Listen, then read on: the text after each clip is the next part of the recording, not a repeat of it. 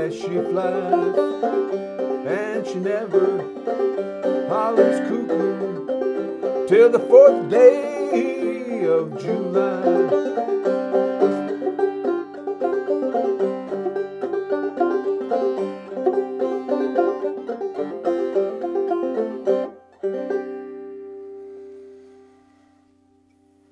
Well, hey everybody, your old pal Michael Reno Harrell here with mostly acoustic and with one of my oldest and dearest friends. We go back, I counted it up on the way over here, 51 years now. Oh man, yeah, you were one of the first people I met when I came to the Southern Mountains. That's right. We've been friends all those years. Yeah, we met backstage, I think backstage somewhere around. Maybe out on the deck at the Mountain Dance and Folk Festival here in Asheville, North Carolina. That was in the day when Bascom was alive, and he would hear something hot being rehearsed backstage, and he would grab those people and put them right on stage immediately while they were hot. Yeah. That was great. That's how I got on stage the first time. I'm going to be back this year, the first time since the 60s, probably. Great. Yeah. Man, me too. We try to go every year. Yeah. Play. Wow, we got a lot to talk about today. 50 years. 51 years. This is going to take a while. Oh, Lord. Just take your shoes off and relax. We're going to have fun here today. We're up at David and Jenny's house high on a mountain here in western North Carolina. The snow's blowing outside. Yeah. Beautiful Beautiful view out there. Winter day. Glad we're inside. Great living in the woods. Yeah. Okay, let's start. Let's go way back. What's your first memory of music? Whoa.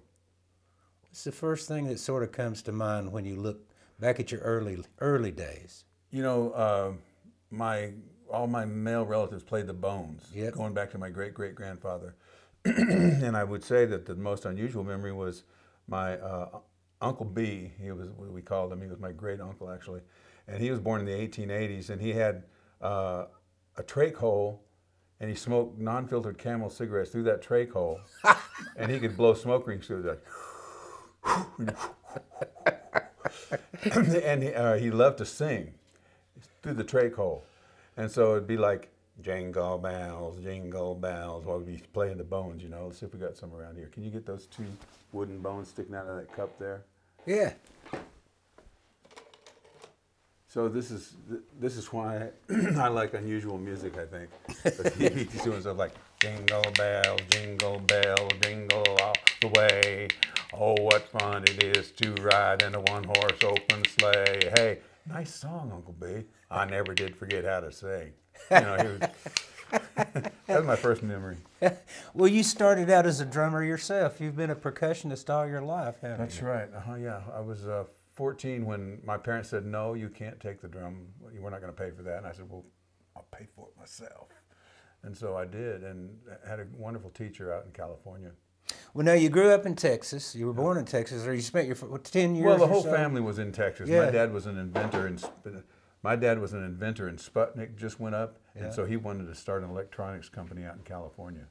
And so that's how we moved there in 1957. To the Los Angeles area, right? Yeah, it's at Pacific Palisades. Yeah. But, you know, before that and after that, all the family's still based in Texas, so I feel... That's always home. Yeah, the home of the home of the Holt family. Yeah. Yeah. So you moved to California. Was there music in your home other than... No, my parents didn't give a hoot about music. Yeah. We had just a very few records, and maybe that's why stuff like 16 Tons is so important to me, because that was one of the few records we had. Ernie Ford, Tennessee Ernie Ford. Man, I played the pajamas out of that thing. Yeah. Played it so much you could hear what was playing on the other side. You know, it was a 78. And written by Merle Travis. Written by Merle Travis. Kentucky and Tennessee blended right together. Did you ever hear that story about, I can't remember if Grandpa told me this or who told me this, but... Grandpa Jones. Grandpa Jones, who was a good friend of Merle's. He said that he was riding around his motorcycle in L.A., and he wrote 16 Tons, Merle Travis did, and Dark as a Dungeon on the same bike ride. On the same bike ride? Yeah, on the same His day. 2 biggest songs, too. 2 great songs. Oh, man. Dark as a Dungeon is probably it may be the best coal mining song ever written in my I'd say, yeah. Yeah, Billy Ed Whaler wrote about strip mining, but I tell you what. At what age did you think, I want to be that? That's who I am. I'm a musician. When did you So I really started taking drum lessons at 14. My drum teacher said if he'll stay on this rubber pad for a year, then he's going to stick with it. It's a practice pad. Yeah. And not getting a drum set. No. Right. And so I did that, and I said, man, I'm going to be a rock and roll drummer. We started a band, and everybody else was working and making like, $50 a month, and I was making $50 a night being a rock and roll drummer at 15 and 16 years old. So I love that part, and I love playing that music. What made you switch over to stringed instruments? So I went away to San Francisco State at the beginning of the hippie era. Yeah. And the word was just sort of getting started. So it was a very wonderful time to be there. And I just got interested in, girls and everything that was going on in the hippie days. And I just sort of put the drums aside. Why? I don't know. I didn't have them with me. They were still back in LA. But Janis Joplin was a neighbor, and Jimi Hendrix lived down the street. He was already sort of well known, but he's just a local dude. Yeah. And I don't know why I didn't jump into it then, but I didn't. And I got interested in the banjo by meeting Steve Keith. Our old friend Steve Keith. And so where did you run into Steve? I was at a party, and he was playing the banjo. I thought, man, that sounded great. I'd heard the banjo, of course. Sure. But I hadn't really paid attention to the clawhammer style. And that's what he was playing at that time? That's what he was playing. And yeah, right, he learned the three-finger later. And he was a real raucous player, and we just got to be friends. And that's when we went to the Ralph Stanley concert. It was 1969. Yeah. Ralph Stanley came to UC Santa Barbara, and with his whole band, and there were probably about as many people in the audience as were in his band, there's hardly anybody there. And I went up to him afterwards and I said, Ralph, I love that clawhammer. I love your three-finger style, but where can I learn that clawhammer like your mama played? He showed us in the show. Yeah. And he said, oh, well, you got to go back to Mount Airy. There's lots of music. Clinch Mountain, where I live, he said, Roanoke, Asheville, Galax, there's lots of music there. So yeah. Steve and I got my old truck and went back there that summer of '69. With a mastiff female dog named Jezebel. What a dog. Smartest dog ever lived, yeah. She was our protector. Yeah, I remember well running into you boys backstage at the Mountain Dance and Folk Festival, and we sort of fell in, didn't we? We formed a band called the Pigeon River String Ticklers, and we traveled around. I had a leather shop in Gatlinburg called Crippled Goat Leather Emporium. That's right. And you guys would hang out there for a while, and I'd stay and sell to hippies, and then you'd go out and find old people, and then we'd meet up at a fiddler's convention. And I remember the weekend of the Woodstock Festival, the Pigeon River String Ticklers were at Hiawassee, Georgia at the Georgia Mountain Fair. Is that right? Yeah. Wow, I've forgotten that. And it rained there too. I say they went to Woodstock, we went to Woodstick. That's right, that's right. But, Steve and I went on from there and then went all the way up to West Virginia. We did all this whole Southern Mountains. Yeah. And I just... You guys stayed out here a couple of months? 3 months, I think. It was that? Yeah. We just... we didn't know. People would say, that's really great. Come stay a week with us. And we thought they were serious, and we would. They were just being nice. Those people in the Appalachians are so nice you can stay a week with everybody. That's right. That's how I met Lynn Cawthorn and the people where I finally moved back to. Oh, Lynn Cawthorn, bless her heart. I see her every once in a while at a funeral, nowadays. Yeah. She's doing well. Yeah, she is. Hey, Lynn. Shout out to you. So other than Ralph Stanley, who were your early influences? Well, first we have to say, how did you get back here? You were gone back to California. Was it a couple of years later maybe you came back to stay? I came back in 71, yeah. In 71? No, not to stay, but I wanted to show Jenny, who's now my wife, she was my girlfriend then, this area, and just show her how cool it was. I thought it was cool. And so that's how I got back in 71. We went again all over the mountains and met all the cool people. When did you settle in Asheville?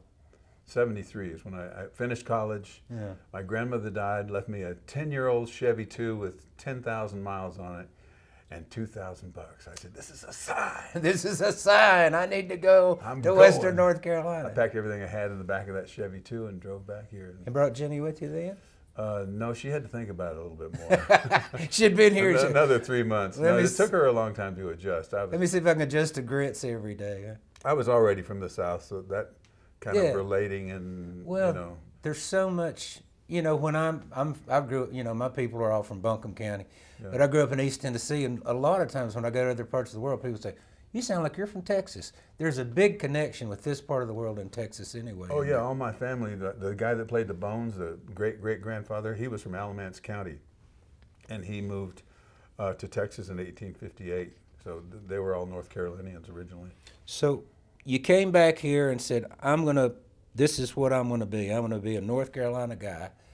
So how did you get on your feet here? How did you get started in the entertainment world? Well, actually, before that, I just came back here. I just wanted to learn. I really had no thing about making a living or even performing. Because as a drummer, you're always in the background. I wasn't thinking about being the front man. So I got a job as a sign maker. And I went to the library and got a bunch of books about how to do silk screens and stuff like that. I went to the guy and told him, yeah, I can do that. And it worked for a year. I've read all about it. Yeah, I know everything about it. But that was a great job. I love doing it. Some of my signs are still up in Asheville. And then I know what happened. So I was learning every evening, like with people like Bard Ray and these old fiddlers. I would get together with them after work every day. And it was so unusual that in 1973 that a guy would come from California and move to Asheville to learn music that it warranted a whole page in the newspaper. This is when the Asheville Citizen-Times was a full-on newspaper. Yeah. And man, I started getting calls for jobs, schools, you know, fellowship halls, and all kind of stuff like that. And I did the very first one at the Asheville Library, and I don't know, it probably was terrible, I don't know, but I loved it. I said, I can do this. I can entertain people and with this music, and I think I can maybe make a living. So I told Jenny, this is what I'm going to do, and just hang in there. Not coming back to California, or you coming to North Carolina? Exactly, and she decided to come. Bless her heart. That was 50 years ago. Bless her heart. Yeah. Bless her heart. Okay, so I remember you and I were down at your place on the coast. We were writing songs for one of your new projects. And we were riding along, and I was asking you some questions then, and I said, so when you started out, what did you call yourself? And you said, my first brochure, I just thought, what am I going to call myself? And you said, entertainer.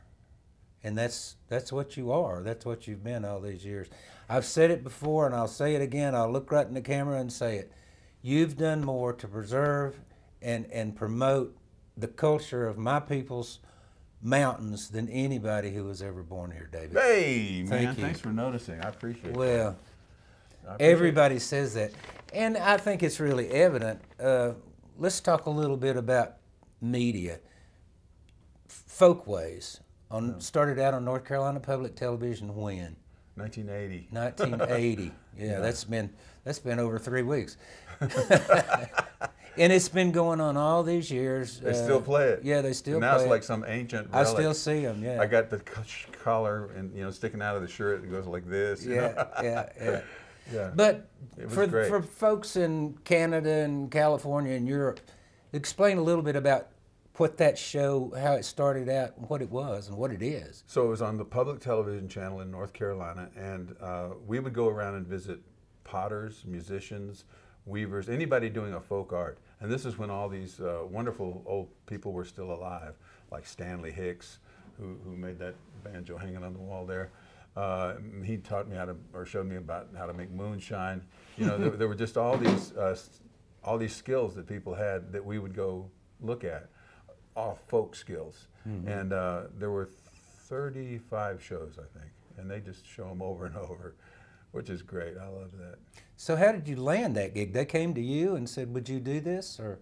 Yeah, because again, I was one of the people from outside, so I had an overview of the whole deal. Right. Most people at that time who lived here, they knew their little bluegrass buddies or whatever it was, but they didn't know about the ballad singers out there in Sodom Laurel or something. Yeah. I guess that's how I got it. Yeah. I don't really know. And then you also have had a long relationship with the Nashville Network. Yeah. You, I guess the first show that I remember seeing you on there was Fire on the Mountain. That was the which main was done show, in Maggie Valley. Yeah, right? we did 95 half hours, and 95 unfortunately half they're hours. locked up in the CBS vault somewhere. But it was everybody who was anybody in traditional music at that time, from Mike Seeger to Bill Monroe to, you know, blues guys, just everybody. It was a great show, and that lasted 1984 to '89, I think. Yeah, that was a great show. It was really, it was important, I think. And then I guess it was also on the Nashville Network, the American Music Shop. Was that? Yeah, so they ended. Well, they found out they could make more money by doing NASCAR races and stuff. So, and they couldn't find any sponsors for Fire on the Mountain. So then they did American Music Shop, which is a little more modern. There were people on there like Marty Stewart, Earl Scruggs, people like that. And it was done in Nashville, wasn't it? It was done in Nashville, yeah. And the house band wasn't bad either. Oh, the best, yeah. Yeah. Mark O'Connor. Who else was in that? Harry Stinson. Yeah, I mean, it was just yeah. But you were the MC of all that. And I remember it was like Austin City Limits for us, man. We wouldn't miss an episode. Oh, that's cool. It was always great entertainment. Yeah. And we can't forget there's pictures everywhere in this place. You were on a bunch of hee-haws, weren't you? I think I was on, with repeats, 50 times. Wow. So I was on a lot, and enough that people would stop me in the airports when I was traveling and recognize me from Hee Haw, which I thought that was pretty cool. I love doing that because they would fly the entire cast. I mean, if you can picture, you remember a lot of people. Oh, yeah. Fly everybody into Nashville at the same time, and then we'd be in a recording facility where they had cameras set up, and they'd say, let's do the four harmonica players, you know, David and Grandpa and John Hartford, and, you know, and we would get together and work up a tune and just do it right there. That was it. So you had a lot of time to hang around with the greats. And you were hanging around with like Roy Acuff. And that's who I wanted like to hang around with, Roy and Grandpa. Grandpa Jones, yeah. You've won 4 Grammys. Yeah. And 2 for spoken word, am I right? Yeah. Because David is a national storyteller. As far as that goes, you were at the National Storytelling Festival early on. What was the 76. first year? 76. You started in 73, right? Yeah. Yeah. So, wow. Yeah, you go back to the very, very roots of what they call the Renaissance of American storytelling. Yeah. You were there. Yeah. And, of course, in those days, everything was folk tales, right? Pretty much. Pretty folk much, tales. yeah. It fit me perfectly because I'd often play for schools, and I found that they'll listen to a 15-minute story where they'll barely listen to a 3-minute song. Right. And so that's why I already had that repertoire going. And then the big lick in a lot of people's mind is you won for traditional folk album, best for traditional folk album, which was a project that you did with the great Doc Watson called Legacy, which you put together. Yeah. And I remember those days. You and I we were writing songs together, and you were right dead in the middle of that project. And I was going, 3 CDs in one project and a book that had how many pages? 76. 76 pages.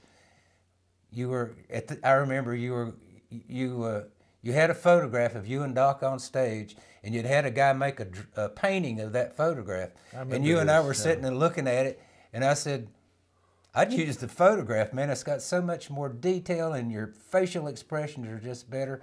And by golly, that's what you did. And yeah, I remember just making that decision when you were there. That was at the beach, wasn't it? Yeah, yeah. Yeah. But it did pretty well, didn't it? It did really well, and to me, the most important thing is that it is basically Doc's autobiography. It is. He really put that together, and I mean, he really told his own story. He never would let anybody write his biography, and so I said, well, let's just record it. You say it, we'll record it, and we'll do songs with it too that were important to your career. So it was 3 CDs, and there were 3 individual CDs. It wasn't just 3 CDs of just songs and stories together. The first CD was the story of his early life. Yeah. And then the next one was his musical career, and then the third one was a live concert. Yeah, of the 2 of you. Yeah. Where was that concert recorded? Diana Wortham Theater. Yeah, I was going to say right here in Asheville, wasn't it?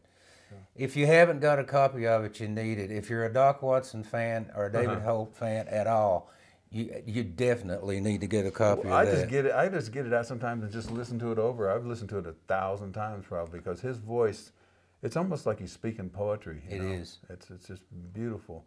And he was so alert, and he was 80 something, and you know, he was so alert and still had everything right there and could remember the stories. It was great. It was great. Probably the best thing I did in my career.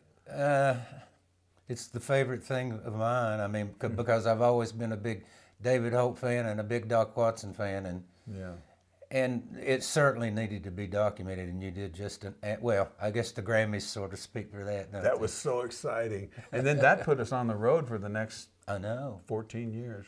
And the price went up too, didn't it? Yes, it did. It's a very, very good paying gig.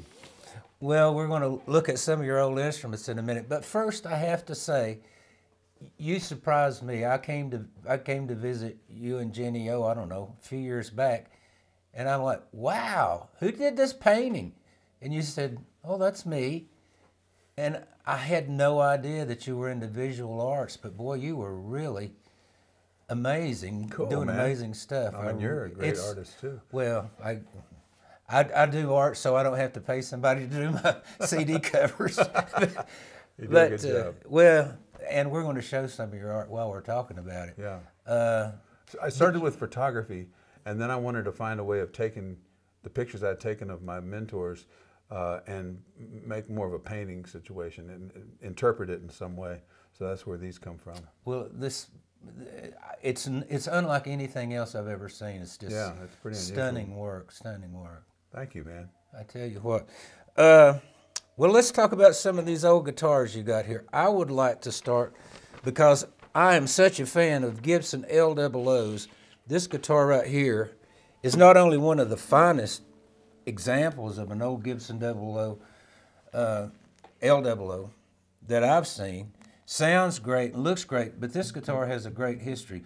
Where did this guitar come from? So Wade Maynard was a good friend of mine, and Wade is the guy who really kind of kept mountain music alive during the 40s when it was kind of fading out in a lot of ways. Right. He was from Weaverville, North Carolina, but had moved up to Michigan. Wade recorded a song called "The Train That Carried My Girl from Town," and Doc recorded that, basically that version. Yeah. With a slide, he used a Barlow knife for the slide. Yeah. And so Wade was a good pal of mine, and I always wanted this, and so before he passed away, he sold it to me. Wow. And it's a double bound, you know. A lot of them are single bound on the top. We'll get some close-ups of that so people can look at it. What is that, you say? This is a David Holt touch. I see this everywhere. Well, I have to keep my fingernails pretty long, and if I hit the thing, that's really loud. This is not quite so loud. Right. If I just happen to get excited and finger picking and hit it. So that's the idea there. I've seen that on a lot of stupid idea, but it works. No, it's not a stupid idea. And of course, it'll come right off. It's just on the old fire strap. And what year did you say this was? 35. 1935. And of course, it's got the ebony nut on it, which I really like the ebony nut on those guitars. I've got one with bone and one with that, and it just gives it such a nice warm sound. It has a warm sound. Now, this is the guitar that Wade's house was hit by lightning, and it caught on fire. The house caught on fire and burned almost everything in the house, except they were able to get this guitar out. And so I left a few of it burned all the tuner buttons. The buttons off. But except for that one, you can see it's like melted. Yeah, that one and this one. Yeah. All right.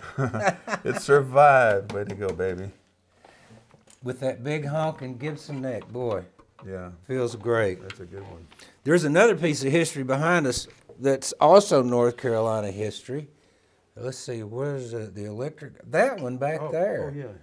Now this, if you're a fan of Piedmont blues, this guitar was owned by somebody who was very, very famous for the Piedmont blues. Tell us about who had this guitar. So Etta Baker lived in Morganton, where you live now, and was about an hour away from me. So I would go down and see her. She played this beautiful finger style, a lot like Elizabeth Cotton. I mean, it came out of the black folk tradition, that style. And Etta usually in concert played it on an acoustic guitar because that's what they wanted. Yeah. But she didn't want it. She liked electric guitars. She did. And so I got this one for her, maybe 5 years before she died, and so she had it. And then before she died, well, that's kind of a story. See, she signed it right here. She told me that she was going to go up and get things straight with her sister. They had been in some kind of a fallout. And her sister lived in Washington, and she called me to come get this guitar. And she went up there and got everything straightened out with her sister and passed away in Washington. You know, I'd forgotten that. She didn't die in Morganton. She died in Washington. Yeah, That's right. And how did your association with her? How did it start? Yeah, how did it start? People asking me would you go get her and bring her to the thing? We're going to have you play, but we'd like for her to play. But she would be at Merle Fest and a lot of festivals all over. We drove all around the state doing stuff, doing schools and all kind of stuff for quite a few years. Yeah. Yeah, she was a great lady. She was a great lady. And, you know, there's a statue in Boone of the great Doc Watson, and now there's a statue, and I think by the same sculptor. I'd have to check that out, of Etta in Morganton, sitting playing the Piedmont Blues on a bench, just like Doc's up there playing the old Gallagher. Yeah. Let's see, what else have we got to look at? This is an interesting guitar. The CF100. These are, I guess, probably the most famous person that I can think of right off that played one of these is Leon Redbone. Played one for years. Yeah, it's a great slide guitar. That's what I use it for. Yeah. And it's got this was their first cutaway. Yep.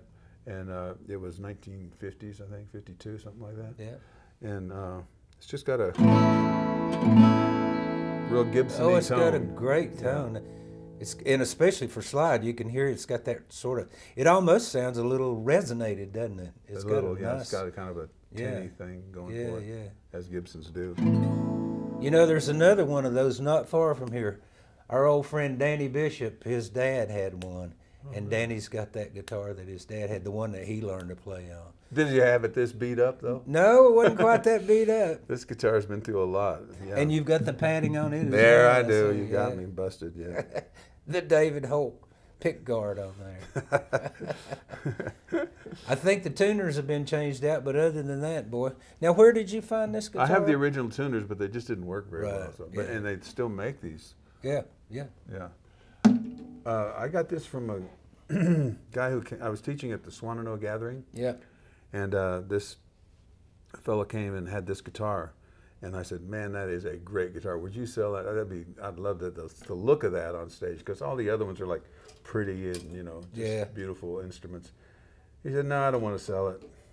And about a couple of years later, he called me and told me he was going to sell it. And so I bought it, and here it is. And this is another piece of North Carolina history. Wow. Yeah. I put the string, you know what string gauges are on the back string of each gauges guitar, on the because back of it each changes. It changes with every guitar. Yeah. They're just, and a pack of strings usually is not right for any single guitar. You gotta. And you can buy individual strings now. Yeah. You were known for playing a national for a long time. Yeah. A lot of slide, Let It Slide. A matter of fact, that record has one on the cover, doesn't it? Yeah. There's this one on the cover. I don't know who. Now, somebody co-wrote that song, Let It Slide. That would be you. Oh, I remember now. I knew it was some smart guy. No, some great songwriter. You know that's the case.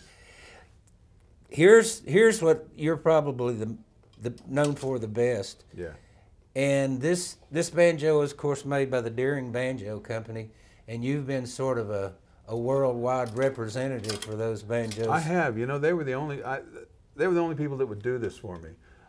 So this is a banjo. I was at the time working on a play about the Civil War, and those banjos, many of them, the old minstrel banjos, are that thick, 4 inches thick. Yeah.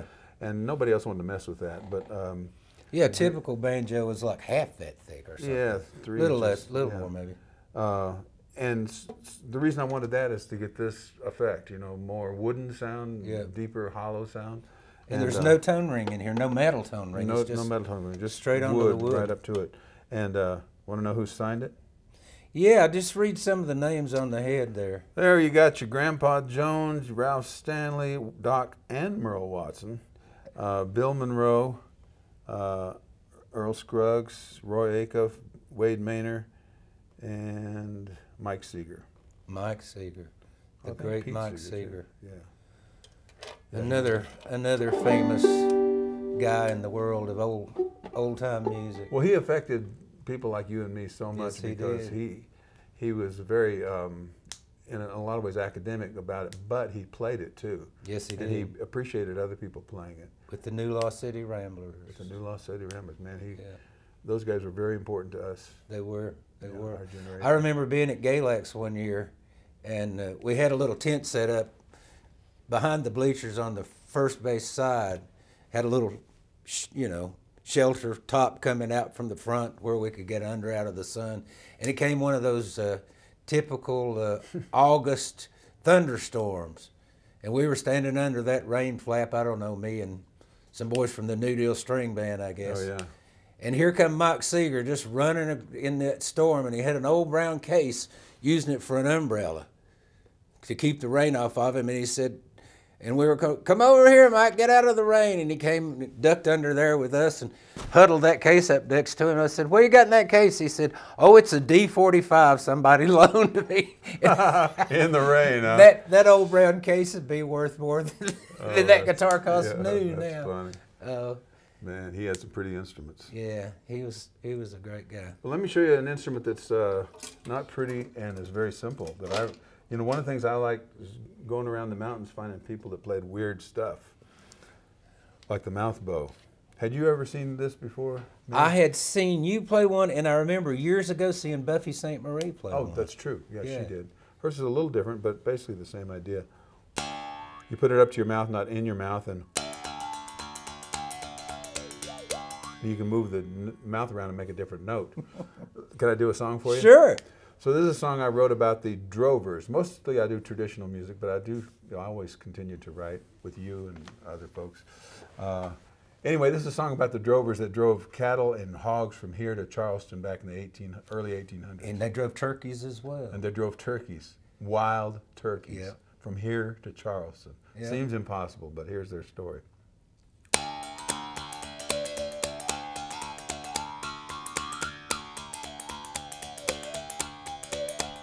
Well, it takes 3 months on the drover's road to get these hogs to market. Oh, I'll come back with a wagon load and a few coins in my pocket. Trading hogs for china dishes, coffee guns and salted fishes. I may never know what rich is. All I do is barter.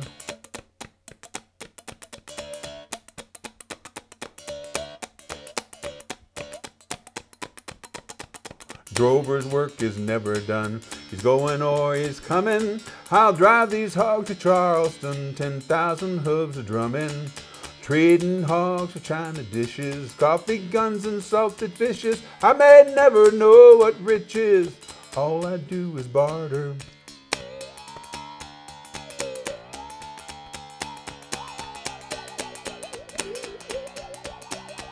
Well, we turn our corn into sour mash.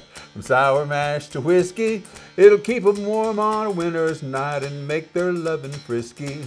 Trading hogs for china dishes, coffee guns and salted fishes. I may never know what rich is. All I do is barter. Isn't that a heck of a sound? I love it. I love it. I do too. I love all these curious things. That David and I have been on festivals together, and I show up with a guitar, and David shows up with a guitar and a banjo and a suitcase full of stuff like that. I know. It's true. You've traveled all over and met all those old people. David, it's I hadn't had this much fun in weeks. This has been great. I want you to end with the washboard story. This is one of my favorite David Holt pieces. I went to see Susie Brunson. I just saw that she was the oldest person in the world. She was going to vote. I said, I'm going to go meet that lady. Said she was 122 in Wilmington, North Carolina. So I went down there and I met her and I took my banjo, and she was born in 1870. So she loved the banjo and just thought that was great. But she said, I wish you'd learn to play the washboard. She said, that's the only instrument we ever had growing up. The only instrument we ever had. Yeah. In South Carolina where she grew up. So I said, well, I'll do it if you'll teach me how to do the rhythms, because I had no idea. when she said they did all their music with it, I knew it must have been something special. I said, what did the washboard look like? She said, well, find yourself a washboard, which I did. This is the Stradivarius of washboards, the Zinc King lingerie model. She said, put a little wood block down at the bottom, a little tin cup to the side, and that's your whole dang deal. And I said, you know, what was your favorite song? She said, oh, Greasy Greens. I said, wow, I don't know that one. Could you hum a little bit of it for me? She said, honey, I haven't heard it in 105 years. So I found George Higgs to show me how Greasy Greens went. Something like this.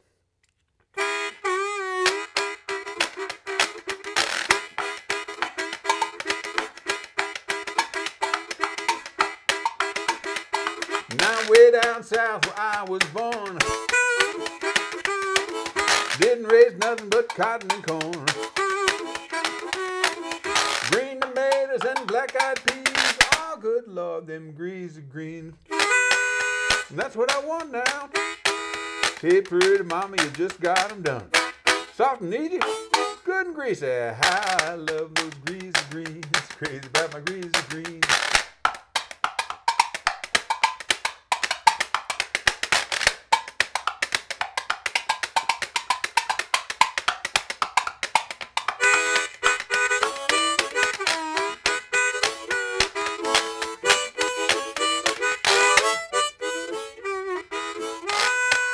And that's what I want now.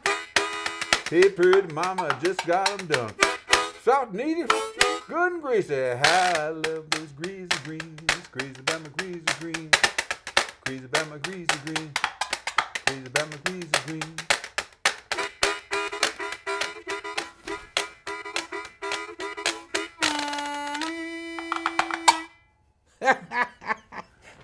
David Holt, you're my hero. Thank you, buddy. Thanks for doing this. Oh, my pleasure. Well, folks, that's it for today. Your old buddy Michael Reno Harrell here with Mostly Acoustic and my great old friend David Holt. Y'all stay tuned. We got much, much more coming down the road, so check us out. See ya.